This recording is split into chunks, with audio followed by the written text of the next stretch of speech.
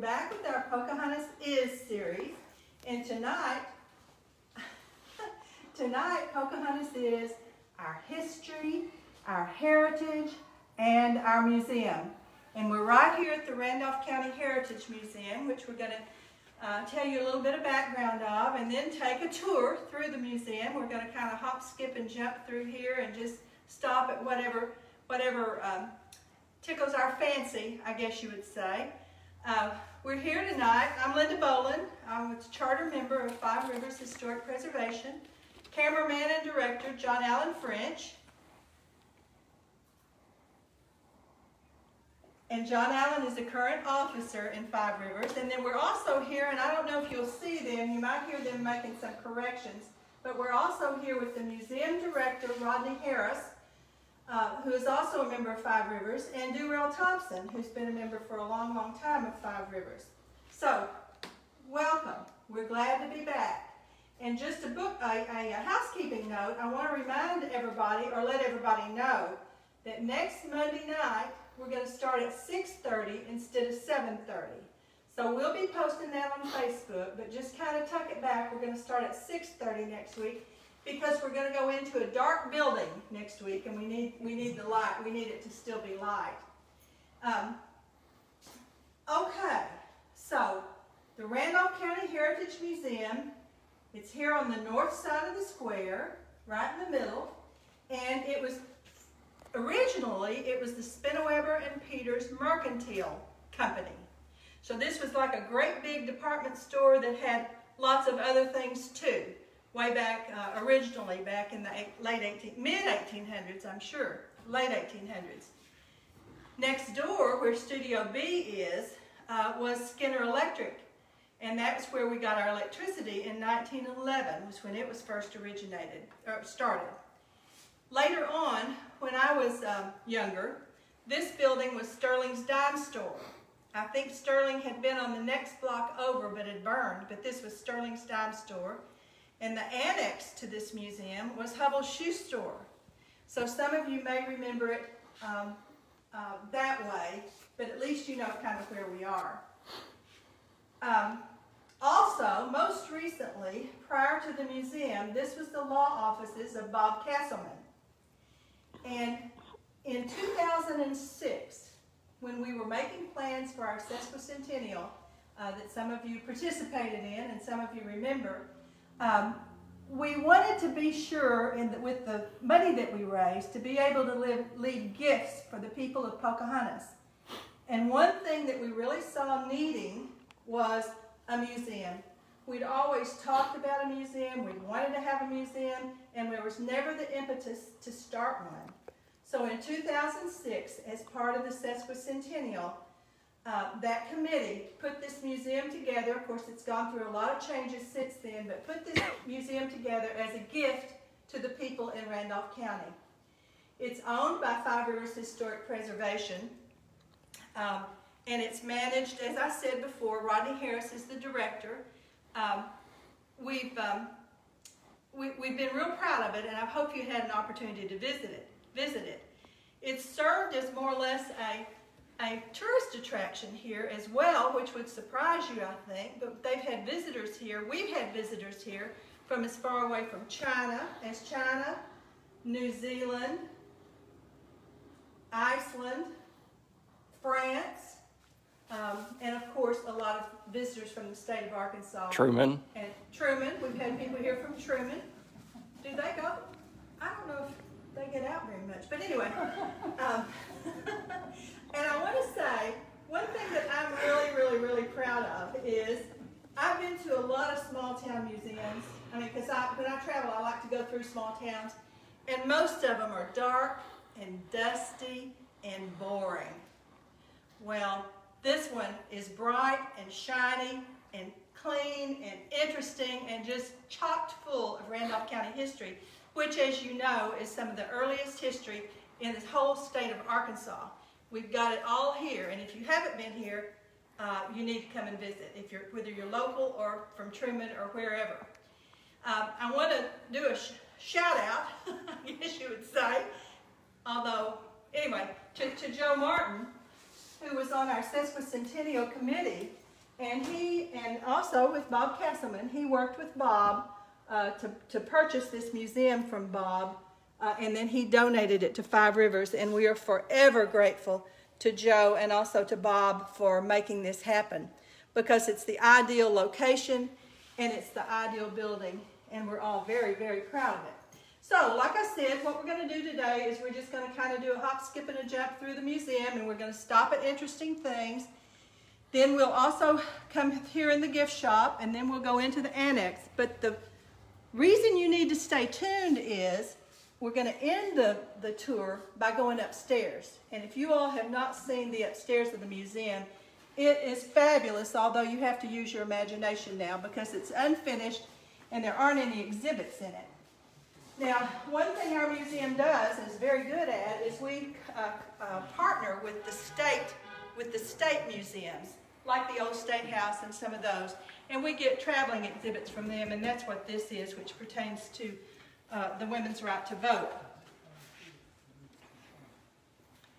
Of course, we would be remiss if we didn't include our indigenous peoples' history here, because we do have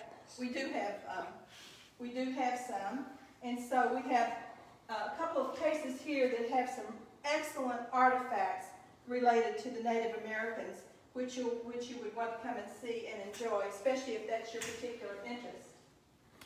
The other thing is we have a history of the Trail of Tears here, and as you all know, the Bingy route of the Trail of Tears actually came through here. It came through at Pittman Ferry and came through our county. That's where it entered Arkansas, and then it traveled down through across the Spring River to Lawrence County, and then bypassed Batesville, but went on over to northwest Arkansas.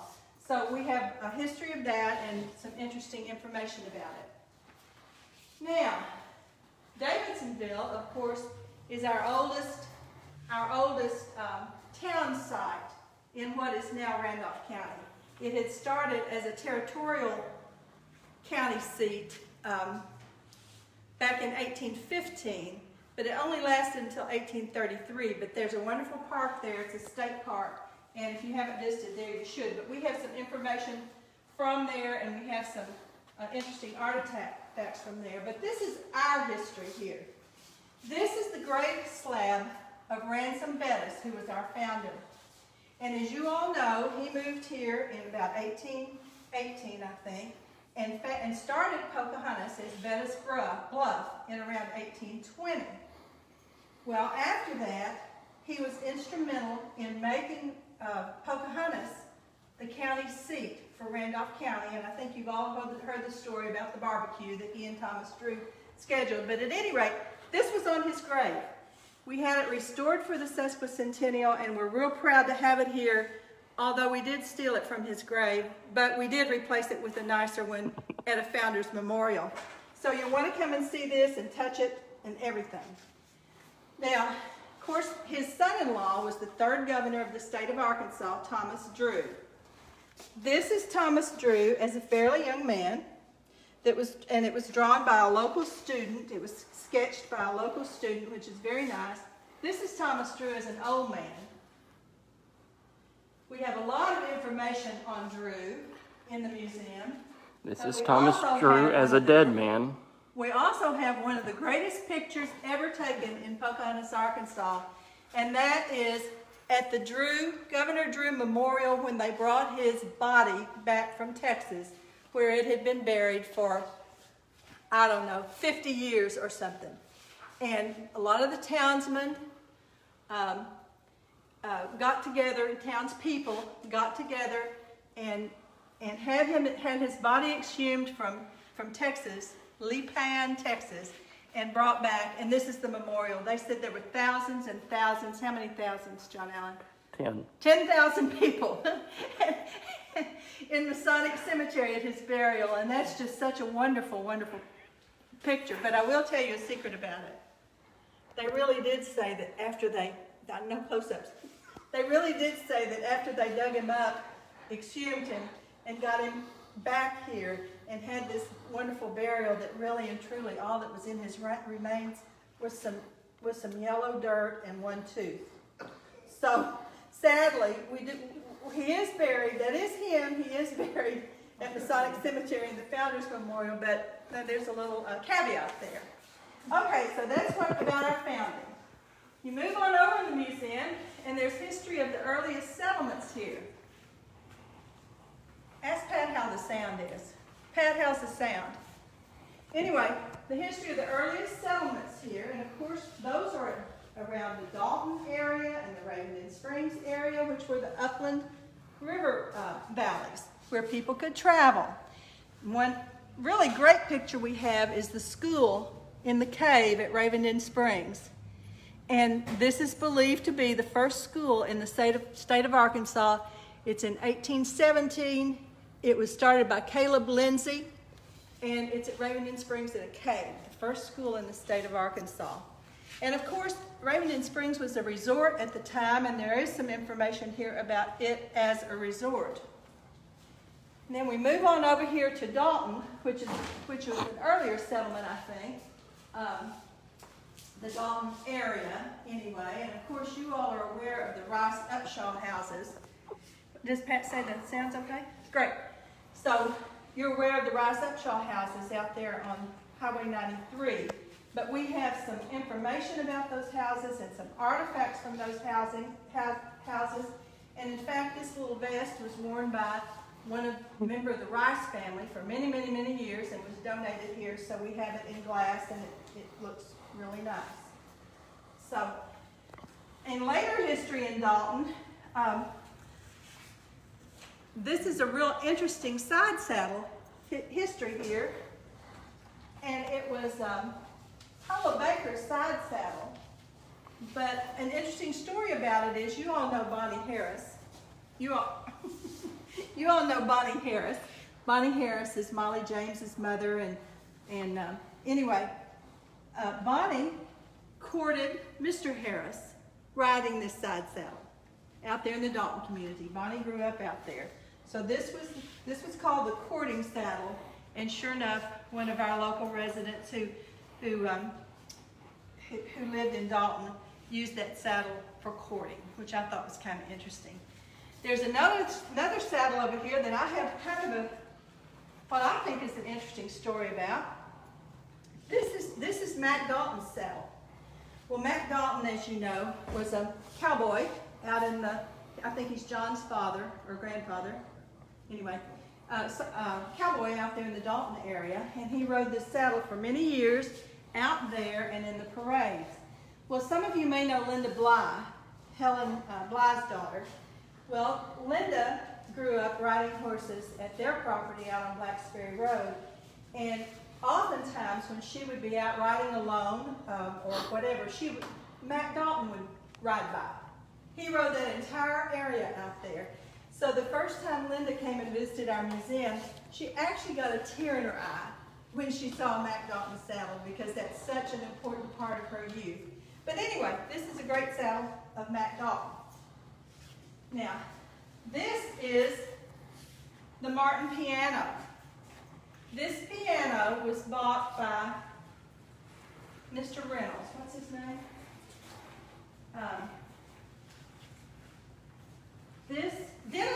Dennis Reynolds, who was the founder of Reno, bought this piano for his daughter, Anne Reynolds Martin. He bought it in New Orleans, and it was shipped all the way up here, all the way up the Mississippi River, the Arkansas River, the White River, the Black River, and the Current River, all the way to Reno for his daughter, Anne Martin. And I think Anne Martin is Anne Carroll's grandmother. So, so that's that. And now, and she was Joe Martin's grandmother as well. And Joe Martin's grandmother, that's right. So we're proud to have that. Now this is a great alligator gar right out of Black River. And actually this gar made an appearance on River Monsters a few years back on the TV show River Monsters. But this gar was caught by, I think, Rudy Gazaway and Lloyd Llewellyn. No, Rudy Gazaway, here he is, Rudy Gazaway Sr. Back in, I don't know, 1955, an alligator gar was caught right here in Black River, as have been several others. So this is an interesting if you're interested in local fish, you can come here and study some of this. But also related to our rivers, as you know, we had a very significant history related to pearling and also buttons. Gar. Pearling and buttons. And so we have a lot of information that we got from the Wineland family related to their experiences on the river as mussel men, mussel people, who collected the mussels that were sent to the button factories. And there's a picture of the Winelands. They grew up on the river down in a houseboat down below Pritchard. And here are some actual mussel shell buttons, which are interesting. These are all mussel shells. I don't know that they all came from our mussels or not. Here's some pearls, some freshwater pearls. And as you can see in the case here and also on the wall there, we have quite a few of these blanks. They call blanks the mussel shells where they push the buttons out of them. So we had a long history of button making, and ta-da, or voila, we also have a button factory here in the museum, because that's definitely something that's way gone in the past. This was the actual Crosby button factory. And the Crosby Button Factory was located just down at the Black River Bridge. If you're going to East Pocahontas, it's on the left on this side of the river. And our museum had the foresight to collect it when they were about to destroy it. And these are the machines that were used by the men who came and took the mussel shells and made buttons. And I know one person in this town who knows how to make buttons on these machines, and that's Mac Hackworth. So if you see Mac, he can kind of give you an idea of how they made buttons out of this. My grandfather actually worked on one of these machines down at Crosby. My favorite picture in the whole museum is this picture of Woody. This is a picture of Woodrow King when he was a sponge diver, I think. Well, no, he wasn't. He worked for the Merchant Marine, and this is the kind of skin diving outfit that they used back then to do the kind of work that Merchant Marines do. I say sponge diving because sponge divers use this too, but I think he was actually doing work on the bottoms of the ships and within the ships. But I love that picture of Woody, because people who knew Woody knew that he was kind of a wild man in a great way, and being a Merchant Marine is all part of that. So come down and see the button factory, because it's really cool. And I've lost the camera, but that's all right. You do a wonderful job. Oh, here's a picture of Mr. Crosby, by the way, in 1955. And yes, it's behind the Brown Shoe Factory is where this actual building was, and where his button factory was. Okay. Oh, I dropped something. Okay. Now, here is the latest brand new exhibit in the museum, and we're so proud of this. And I don't even know a whole lot about it yet, but Mary Nell Biggs, who was Mary Nell Schimmel when she grew up here, her father was the postmaster here, but before that, he owned his family owned a real traditional country store in Pittman, and the real traditional country stores were the source of mail for the whole community.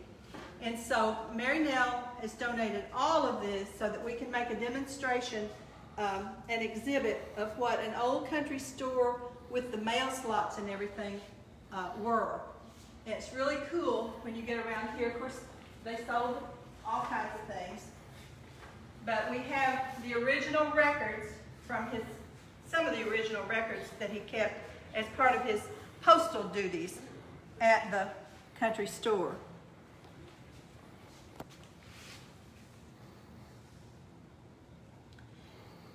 And speaking of Pittman Ferry, which had originally started as Hicks Ferry, it's in the same location, that was a very significant place in our county, because that's where everybody from the east entered Arkansas, the ones that didn't go down the river. They entered in our county because we were in the upland water valleys, and we were not part of the swamp, which was between here and Memphis. So they went from wherever they were in Kentucky or Virginia or wherever up into Missouri and then down into Arkansas through Hicks Ferry up on the Current River at Pittman, and then it became Pittman Ferry. An interesting fact about that, of course, it's part of the Natchitoches Trail, it's part of the Southwest Trail, it's part of the Military Road. There's a lot of Civil War history up there, although it hasn't been developed. And it was also where the Native Americans crossed in the Trail of Tears in the Bingy route which was the branch that came through here. And another interesting fact about that area is that's the location of the first circus in the state of Arkansas. And the circus performance was held there because the circus was coming down the trail, meaning the Southwest Trail or whatever, spreading its wings into the new territory. And as part of their payment for all of their circus equipment and all their people and everything across the ferry, they put on a circus right there on this side of the river at Pittman. So that's real interesting. I wish I'd been there. I wonder if they had elephants back then. I don't know. So then we move on in the museum, and this is just kind of some incidental things. Here are some Schmidt bricks, Schmidt and Fender bricks, which, as you know, were the kilns for those are down on Park Street, and a whole lot of structures in this town were built with Schmidt bricks, and the Schmidt family is, has donated some of the information about the kilns and all. And then B.F. Bigger, that was Frank Bigger's family store that he was so proud about. Oh, and that's the Bigger House Hotel, and that was located right down where the Rock Building is, where Black River Beads was the Bigger's Hotel, which was a wonderful structure there, and I don't know why we didn't keep a hotel there. And that's the Opera House. I guess that's Schmidt bricks. It was certainly built by Spinneweaver and Peters, who owned this building and had their mercantile store here. The Opera House was torn down right before the sesquicentennial, and that's not very historic in there, but anyway, right before the sesquicentennial in 2006. So then we move on to the Salee Brothers Ice plant. Here we go. We've got some information about that. Some of you can remember getting the ice down there, either in blocks or as crushed ice. At the theater, at the Imperial, we always got our crushed ice down there until we got an ice machine. So I spent some time down there. It's a very nice place to be in the hot summertime. Oh, I forgot to show you this desk here. This is the desk. This is the Men Carter desk for those of you who toured the Men Carter house. And it used to sit in his house right at the top of the stairs there. And this was donated by Joe Peters because it was left in the house when his family bought the house. But Men Carter was the president of one of the banks and had the horse stables and all that. So this is his roll top desk. This was the first organ in the St. Paul's Church, and it was donated by the Bill D. Clark family. We're very proud to have that. And this trunk came over from Germany when the Catholics migrated here in the late 1800s. This was the trunk of Anne Klein Thielemeyer, who was part of the Bruner family also. So that's very old and came all the way across the Atlantic Ocean back in let me see, here's the date on it. 1887 is when this trunk came here from Europe along with its owner, Anne. Here's some of our church history. There's not a whole lot, but there is some here, and we'll one day get more. But this is one of the most interesting pictures, and this is the baptism in the Black River at Buttermilk Bend. Baptism. Oh, look at, and see, all of them are lined up there, forming the little, anyway, that's the pastor in the middle. It's on 304. And this was from 1918. That's on 3. Okay. And I think I'm just going to lay this here, Rodney, if that's all right with you. All right. Now we're going around into the hallway. There's an exhibit about cotton. We grew a lot of cotton here back until about, I guess, the 1960s or so. So that was a big part of our history. Oh my gosh. And I forgot, you know, you all may remember that Johnny Mac Fatridge invented the cotton picker. And he's Peggy Reed's father, and Darrell McFatridge's father, and Bo McFatridge's grandfather. Anyway, so this is some information about the cotton picker. So that was a big deal. I mean, he was a big inventor here. So that was very good. Johnny Mac, they called him.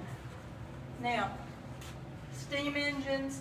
This is a 1926 map of the county, if anybody has any interest in looking at property owners and all from back then in the different places. Now this room is the museum archive. This is where, if you want to do some research, they've got all kinds of historical artifacts. They've got oral histories, lots of things that you can do some of your research here, even genealogy research.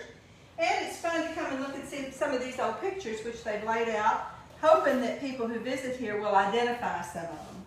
And of course, a lot of you will remember this one. It's Miss Filer, and there's Nick Wilson in the back, and Wading James, and Larry, somebody, I forgot his last name, and Marietta Ward. Anyway, they've got pictures here, so if you're in the museum, come and take a look and see if you recognize anybody. But mainly, this is the research room. So any of you feel free to come down here and do your research and look around. Now, like for example, we have no idea who these people are. So if you know, come down here and tell us. Although that man at the top looks familiar for some reason. I don't know. Okay. Do you have any questions yet? No. Okay, and this is Masonic Lodge information. And "Oh Guiding Star" was a big Eastern Star song all over the country, and it was written by a woman from Pocahontas. So there you go. Vida Butler Throgmorton.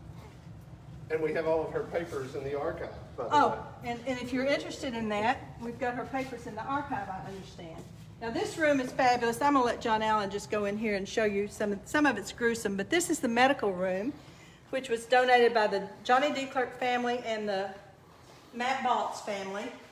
And it had been stored up in the upstairs of what is now Studio B and the optometrist. Roots, not Studio B. Roots and the optometrist. Used to be Palace Drug Store, and it used to be Dr. Baltz's little something hospital. Little Flower Hospital was Dr. Baltz's place. So we've got a lot of information about our doctors and dentists.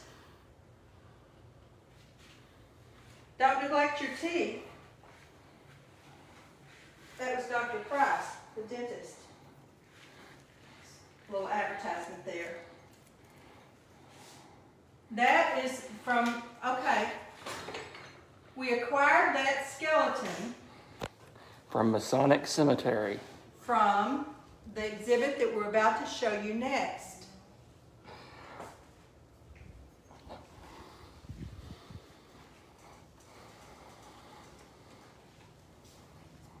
Allison wants to know more about the Little Flower Clinic. We got the skeleton from one of our notorious crime stories. Maybe. That'd be a good topic for the haunted tour.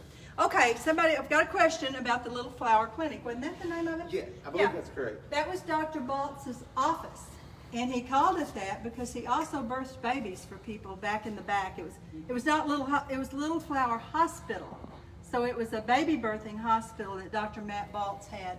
And it originally was there behind Futrell Pharmacy. And then he moved it to the modern building, which is where the optometrist and Ruth's hair salon is. And I mean, everybody knows this story, but let's just go ahead and show that.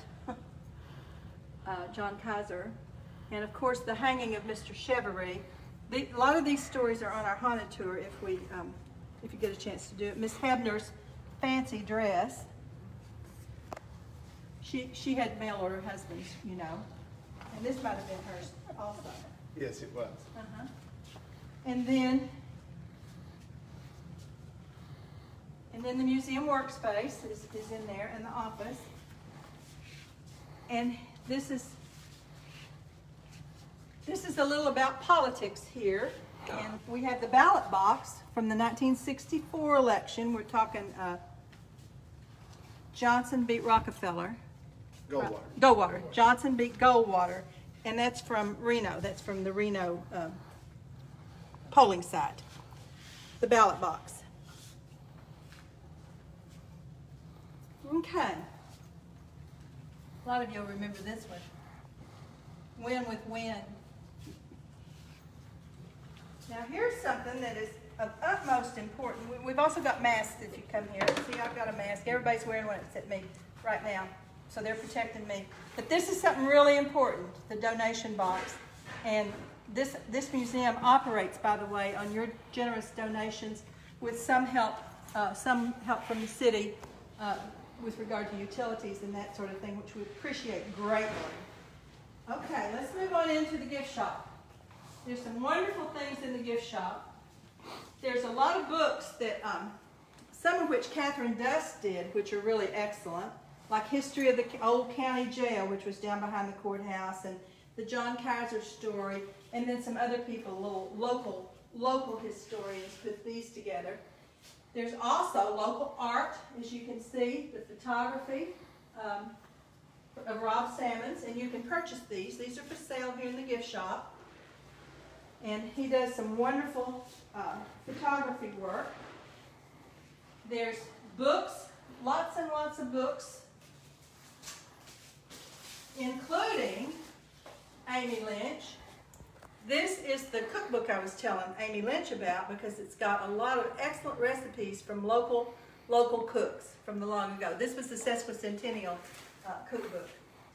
But it also has local author like this is Blake Perkins, who's a professor over at Williams Baptist book, and these are Ed Bethune books. As you know, Ed grew up part of the time at the Llewellyn Hotel, which is where the old hotel is now. And this is one of the latest items is a puzzle. Now this is the old rock building that we're soon to lose at Pocahontas High School. If the tax passes, then they're going to proceed with demolition of this building as well as some other things. But we have it in a puzzle, so everybody wants souvenirs for things like that. We also have local candles. Are those centations or 11 point? Great, 11 point candles. And we also have a puzzle, in addition to the rock building, there's a puzzle of the old courthouse. And these are really nice. I've given these as gifts before, and people really enjoy them. But they're new. We've also got the History of Randolph County books here, although not Lawrence Dalton's, but we've got Joe Martin and Steve Schultz's photographic pictorial history. And then this is the annex. And then the annex is appropriately named the Joe Martin Annex to the Randolph County Heritage Museum. This is a room that a lot of you have been in because we have our lecture series here. But we've grown so much and we've outgrown our exhibit space that right now it's filled with exhibits. One of our prize exhibits is the Peter's Variety Store, or Joe Pete's exhibit. And it's going to pull at your heartstrings if you come in here and see some of these things, like the sign, for example, and all that, because it's truly from Joe Pete's. And Joe Peters in Hot Springs has donated most of this, all of this, to us. But it's kind of a recreation of the Joe Pete's store that a lot of us grew up in, and those of you who didn't were born too late to have fun. So, This room on this side, we have the Civil War history information. We have World War I history information from this county. I'm talking about from our county. And World War II history information from our county. And one of our prizes is this wonderful quilt. This quilt has the name of every man who enlisted in World War II from Randolph County. And it was built by the home demonstration, one of the home demonstration clubs, or several of the home demonstration clubs. So we're so proud of that quilt. Then we have these cameras, I think, were from, I'm not sure. Those are from the Joe Peters collection. Oh, these are from the Joe and Peters the Joe collection. Martin collection. And the Joe Martin collection and our cameras. And then we have hats and shoes and things like that from King's Department Store and other places. Now Now, Linda, you would be remiss if you didn't point out that many of those hats belonged to you at one time. Well, that's true. Well, we used to have hat shows. We had hat shows and apron shows down here. So this was the desk of L.F. Blankenship, Ann Carroll's father. And it was a generous donation from her, and so we're happy to have that, editor of the Star Herald. And many editors sat at this desk, so we're very, very, very happy to have it. Now, this tells about, and I've just got to tell this. This is an exhibit about our sesquicentennial, or our centennial and sesquicentennial. And what I want to say about this, I started talking about it a while ago over at Ransom Bettis, but we celebrate our centennials on the 6s, the 56 and the 06. In other words, our first centennial was in 1956, that was 100 years, and our 100 and a half was in 2006. But that's totally wrong. It's totally bogus, and here's why. Ransom Bettis started Bettis Bluff here in about 1820. So there was a town here then. In 1835, the year before statehood, Randolph County was made its own county. It was broken off from the big Lawrence County. And this town became Pocahontas, the county seat, in 1836. Well, why aren't we celebrating our centennials on 1836? Because I don't know why. But in 1856 is when we officially were entered in the county books in Little Rock, or we became certified as a city or something like that. So what's happened is we're one of the very oldest towns in the state of Arkansas. And even with the 1836 number, we're one of the oldest towns. But no, we celebrate it based on 1856. But just know that just because our centennials are the 56 and the 2006 and the 2056, it's supposed to be 36. Girl. And that makes us older, much older than Jonesboro, Batesville. much older than Batesville, who claims to be the oldest town, but they're not because we are. But anyway,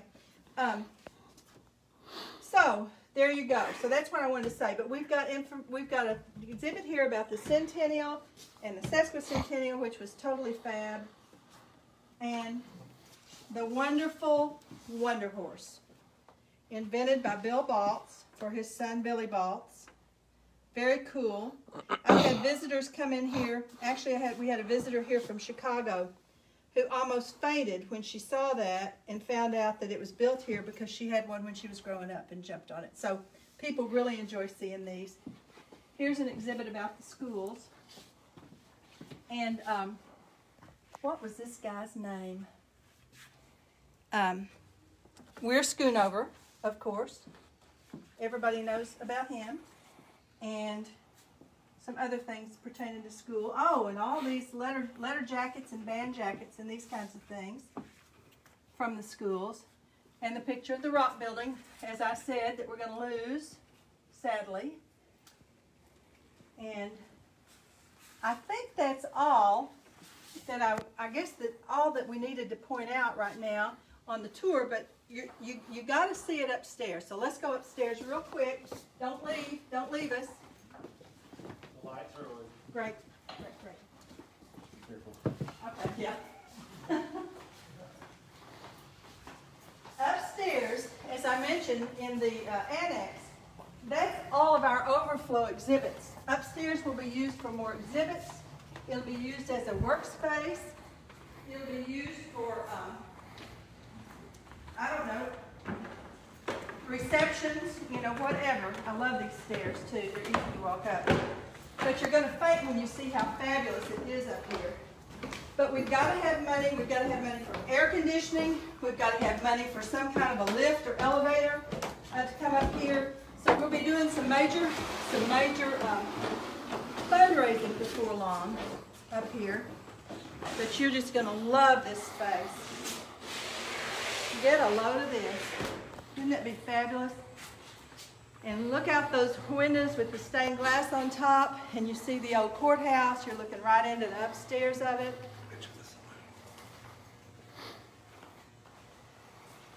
What we have here, obviously, we've got to clean up and get it together and everything. But this was the bar at the Deflex Saloon, and it was donated by Bill Deflex's family, which we really appreciated. We're really lucky to have this. Deflex Saloon was located over there by Alline's on the other side of the square. So we're really thrilled to have that. And that's something that we can put up here. Stocked with soft drinks. And then, so this is the one fabulous side. Wait till you see this side.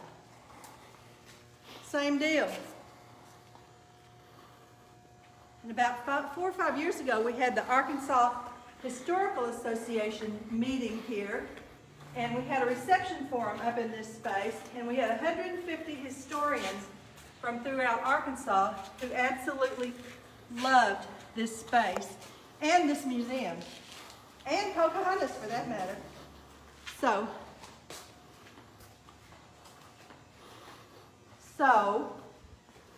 I think this is going to conclude our tour of the Randolph County Heritage Museum, and I hope you liked it. But mostly, I hope you'll come down here. No close up. I hope you'll come down here and visit the museum and see for yourself, because it's just totally fab. And don't forget, next week we start at 6:30 instead of 7:30, and it's going to be a great tour. You're going to like it a lot. So thank you for joining us. See you next time.